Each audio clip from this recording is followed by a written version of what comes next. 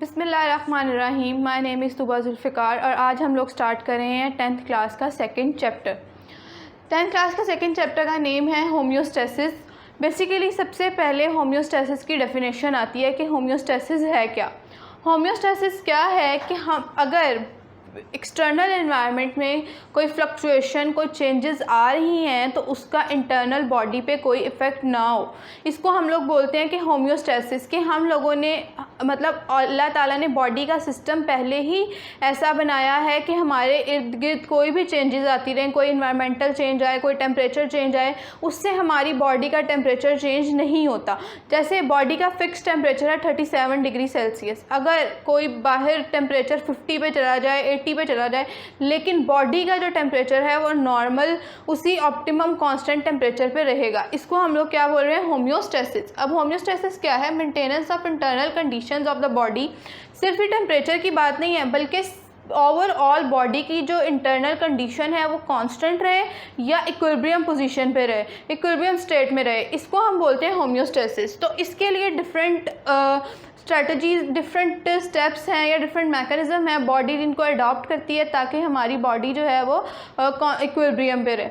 अब यहाँ पे हम लोग कह रहे हैं कि maintenance of internal conditions of the body of organisms constant और at equilibrium. Human body temperature remains constant. ये एक एग्जांपल है। लेट्स सपोज कि हम कह रहे हैं कि टेम्परेचर की बात करें कि वो 37 डिग्री पे कांस्टेंट रहेगा।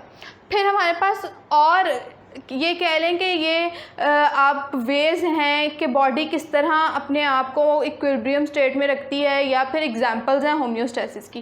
पहली एग्जांपल आती है ऑस्मोरेगुलेशन।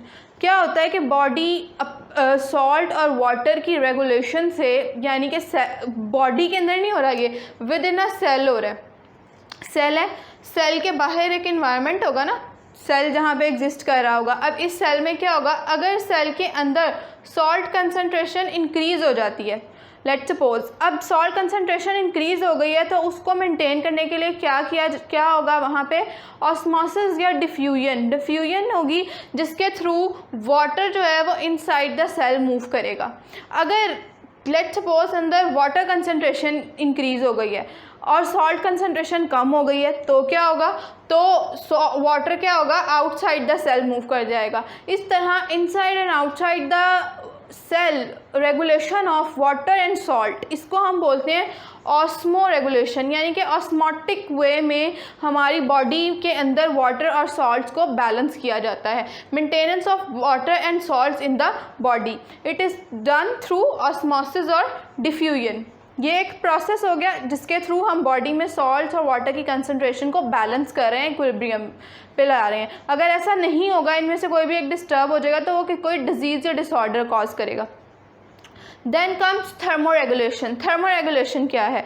थर्मो से आप आइडिया कर सकते हैं, थर्मो मीन्स टेम्परेचर, कि टेम्परेचर को रेगुलेट करना, अब बॉडी के टेम्परेचर को बैलेंस करना। अगर उसमें कहीं पे कोई प्रॉब्लम आ रही है तो उसको मेंटेन करना, बॉडी टेम्परेचर को मेंटेन करना। क्या रेगुलेशन का मतलब ही होता है कि रेगुलेट कर देना, यानी कि अगर ज़्यादा है तो कम और कम है तो ज़्यादा।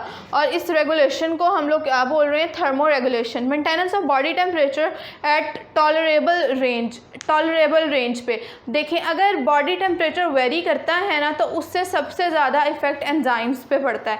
क्यों पड़ता है एंजाइम्स पे उसका इफेक्ट? क्योंकि एंजाइम्स आप लोगों ने 9th क्लास से पढ़ा है कि ऑप्टिमम टेम्परेचर पे वर्क करते हैं, जो क्या है 37 डिग्री सेल्सियस। अगर हमारी बॉडी का टेम्परेचर वेरी करता है तो एंजाइम्स प्रॉपर्ली वर्क नहीं करेंगे और फ़ौरन मैसेज जाएगा कि हम कोशिश करेंगे बॉडी का टेम्परेचर नॉर्मल हो जाए, जिसे हम आम ज़ुबान में बुखार कहते हैं कि बुखार हो गया। तो उस वक्त एंजाइम्स जो हैं प्रॉपर वर्क नहीं कर पा रहे होते बॉडी के अंदर, तो क्या होता है कि और डिफरेंट डिसऑर्डर उस टाइम पे हम लोग फील करते हैं, डिफरेंट स्टेट्स को। तो ये क्या होता है? उसके लिए हम लोग बॉडी एंजाइम एक्टिविटी को प्रॉपर या मेंटेन करने के लिए बॉडी क्या करती है? टेम्परेचर को रेगुलेट करती है। फिर आती है हमारे पास एक्सक्रीशन क्या है? Removal of metabolic waste. Metabolic waste क्या हो सकते हैं? नाइट्रोजेनियस वेस्ट जो बॉडी से हम लोग एक्सक्रीट आउट कर दें, और इससे भी क्या हो कि हमारी बॉडी के अंदर कोई भी एक्सक्रीटरी या नाइट्रोजेनियस वेस्ट प्रोडक्ट जो है वो एक्यूमुलेट ना हो, जमा ना हो। अगर ऐसा होगा तो उससे भी जो है वो डिफरेंट डिसऑर्डर्स या डिजीज़ कॉज होती हैं, जो अब आगे हम डिस्कस करेंगे कि एक्सक्रीशन, प्रॉपर एक्सक्रीटरी सिस्टम हमारा वर्क ना कर रहा हो तो उससे क्या डिसऑर्डर्स हो सकते हैं।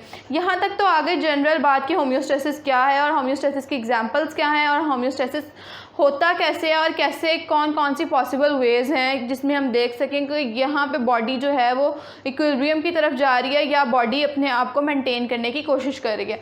अब हम बात करते हैं, ये सिर्फ एनिमल्स में नहीं होता कि होम्योस्टेसिस जो है वो सिर्फ एनिमल्स में या ह्यूमन बींग्स में हो रही है, बल्कि होम्योस्टेसिस प्लांट्स में भी होती है। तो सबसे पहले प्लांट्स की बात करते हैं।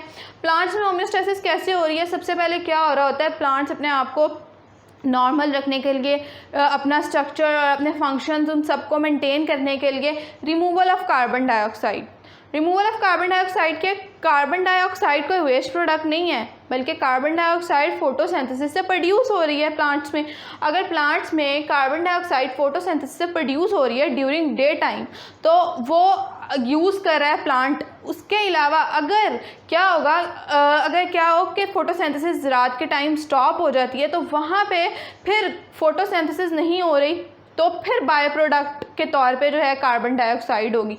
वो कह रहे हैं carbon dioxide produce during photosynthesis is not a waste product but at night it becomes surplus. लेकिन रात के टाइम क्योंकि वहाँ फोटोसिंथेसिस ही नहीं हो रही जहाँ पे वो यूज़ करे, बेसिकली कार्बन डाइऑक्साइड जो है वो यूज़ हो रही होती है फोटोसिंथेसिस में for the manufacturing of carbohydrates या ग्लूकोज। अब फोटोसिंथेसिस नहीं हो रही तो उस कार्बन डाइऑक्साइड का कोई काम नहीं है प्लांट की बॉडी में, तो प्लांट उसको रात के टाइम अपनी बॉडी से निकाल देगा थ्रू स्टोमेटा। उसके बाद हमारे पास आ जाता है ऑक्सीजन। ऑक्सीजन जो है वो photosynthesis during day time oxygen जो है वो प्रोड्यूस हो रही होती है एज अ बाय प्रोडक्ट, और वो अल्टीमेटली रिमूव हो जाती है with the help of mesophyll cells, या मीजोफिल सेल्स में प्रोड्यूस हो रही है और स्टोमेटा से रिमूव हो रही है। ये हम लोगों ने जो प्रीवियस चैप्टर हम लोगों ने पढ़ा है गैस एक्सचेंज का, उसमें हम लोगों ने देखा था कि कार्बन डाइऑक्साइड और जो ऑक्सीजन है वो किस तरह और किन किन वेज से जो है प्लांट की बॉडी से एक्सक्रीट आउट हो सकती है। ये तो हो गया रिमूवल ऑफ कार्बन डाइऑक्साइड के, कार्बन डाइऑक्साइड प्लांट की बॉडी से किस तरह रिमूव हो रही है। अब हमारे पास आ जाता है रिमूवल ऑफ एक्स्ट्रा वाटर। अब प्लांट क्योंकि एब्जॉर्ब कर रहे होते हैं वाटर फ्रॉम द सॉइल, ठीक है, सॉइल से भी एब्जॉर्ब करते हैं, और दूसरा कहाँ से वो कर रहे होते हैं, and produce during cellular respiration.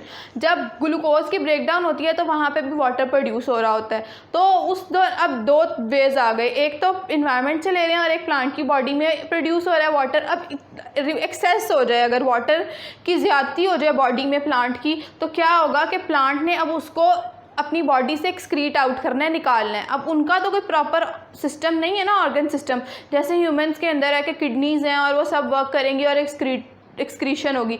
Plants में क्या होती है, एक प्रोसेस होता है ट्रांसपायरेशन। ट्रांसपायरेशन क्या होता है कि वाटर, लीफ की सरफेस पे वाटर आ जाता है और थ्रू इवेपोरेशन इवेपोरेट हो जाता है इनटू द एयर।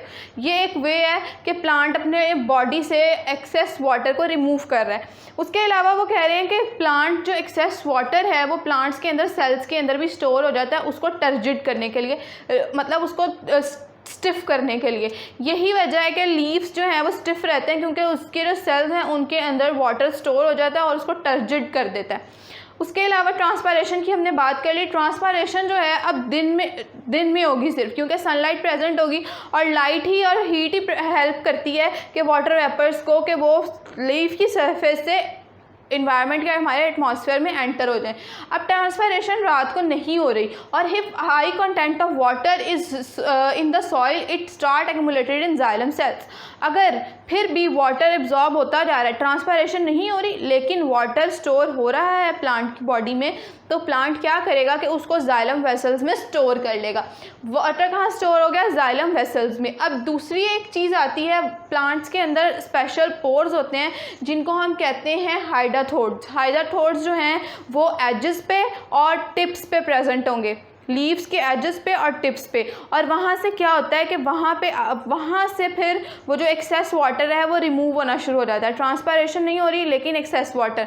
अब इस प्रोसेस को कहते हैं ग्लूटेशन, कि एजेस और टिप्स से रिमूवल ऑफ वाटर, लीव्स के एजेस और टिप्स से अगर वाटर रिमूव हो रहा है तो उसको ग्लूटेशन कहेंगे।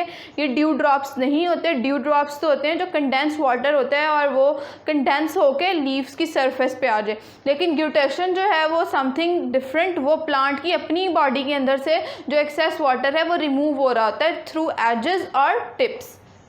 Then comes removal of metabolic waste. Metabolic waste क्या है? अब प्लांट की बॉडी के अंदर कुछ ऐसे इनसॉल्युबल सब्सटेंसेस जो हैं वो स्टोर हो जाते हैं जो हार्मलेस होते हैं, उनको कोई नुकसान नहीं पहुंचाते, लेकिन उनका प्लांट की बॉडी से रिमूव होना ज़रूरी होता है। जैसे यहाँ पे हम लोग बात करते हैं कैल्शियम ऑक्जेलेट की। कैल्शियम ऑक्जेलेट जो है वो डिपॉजिट हो जाता है लीव्स में और स्टेम में बहुत सारे प्लांट्स की। इसमें एक एग्जाम्पल आ जाती है टमाटोज़ की। टमाटोज़ में भी जो है कैल्शियम ऑक्जेलेट स्टोर हो जाता है। अब यहाँ पे वो कह रहे हैं कि कौन कौन से ऐसे प्रोसेसेस हैं जिनसे प्लांट्स अपने मेटाबॉलिक वेस्ट को रिमूव कर सकते हैं। अब हम लोगों ने देखा होगा कि बहुत सारे, बल्कि मोस्टली जो प्लांट्स हैं, जो ट्रीज़ हैं, उनके अंदर एनुअल लीफ फॉल होता है, यानी कि पत्ते हर साल के बाद पत्ते झड़ जाते हैं। या ऑटम में ऐसा होता है कि ऑटम में उनके सारे पत्ते झड़ जाते हैं। क्या होता है कि जितना भी प्लांट्स का मेटाबॉलिक वेस्ट होता है वो लीव्स के अंदर स्टोर हो जाता है, और उसके बाद जब लीफ फॉल होता है एनुअली या फिर स्प्रिंग में या 6 मंथ्स में अगर उनके अंदर कोई लीफ फॉल हो रहा है तो क्या होगा कि वो मेटाबॉलिक वेस्ट उस प्लांट की बॉडी से अलग हो जाएगा। अगर ऐसा ना हो तो क्या होगा कि वो जो मेटाबॉलिक वेस्ट है वो प्लांट की बॉडी में स्टोर ही रहेंगे, और फिर वो वैसे वो हार्मफुल नहीं है, लेकिन अगर फॉर लॉन्ग टाइम वो स्टोर हैं तो वो हार्मफुल है। तो वो कह रहे हैं कि लीफ फॉल जो है, लीव्स को हम लोग एक्सक्रीटोफोर्स भी कह सकते हैं। फिर बात आती है रेजिन्स की, गम्स की, लेटेक्स की और म्यूसिलेज की। रेजिन्स क्या हैं? जो कॉनिफर्स हैं, जो पाइन्स हैं, जो हम लोग हिल स्टेशंस पे या हिली एरियाज़ में या मरी वाली साइड्स पे जो है वहाँ पे जो ट्रीज़ होते हैं उनके अंदर से जो रिलीज़ हो रही होती है, एक सब्सटेंस रिलीज़ हो रहा होता है, उसको हम बोलते हैं रेजिन्स। कुछ प्लांट्स के अंदर से, जैसे किकर है, इसके अंदर से स्टिकी सा मटेरियल रिलीज़ होगा, उसको हम बोलते हैं गम्स। ठीक है, इसको भी मेडिसिनल पर्पज़ के लिए या फिर बहुत सारे और पर्पसेस के लिए यूज़ किया जाता है। फिर है लेटेक्स। रबर प्लांट के अंदर से आप लोगों ने देखा होगा कि वाइट कलर का मटेरियल निकलता है, उसको लेटेक्स बोलते हैं। फिर है म्यूसिलेज। म्यूसिलेज जो आम हम लोग घर में लेडी फिंगर या भिंडी जिसे हम बोलते हैं वो पकाई जाए, अगर हम तोड़ें तो उसके अंदर भी स्टिकी सा मटीरियल होता है जिसको हम बोलते हैं म्यूसिलेज। उसके अलावा बहुत सारे कार्निवोरस प्लांट्स हैं। कार्निवोरस प्लांट्स ऐसे होते हैं जो इंसेक्ट्स खाते हैं, तो उनके अंदर भी ट्रैप करने के लिए, उन इंसेक्ट्स को ट्रैप करने के लिए उनके अंदर भी वो स्टिकी मटेरियल प्रेजेंट होता है, ताकि जो इंसेक्ट है वो आके उस पर स्टिक हो जाए और वो वहाँ से मतलब बाहर ना निकल सके या वहाँ से दूर ना जा सके। उसके अलावा एलोवेरा प्लांट है, उसके अंदर वो जो आप लोगों को स्टिकी मटेरियल नज़र आ रहा होता है उसको भी हम लोग क्या बोलते हैं? म्यूसिलेज।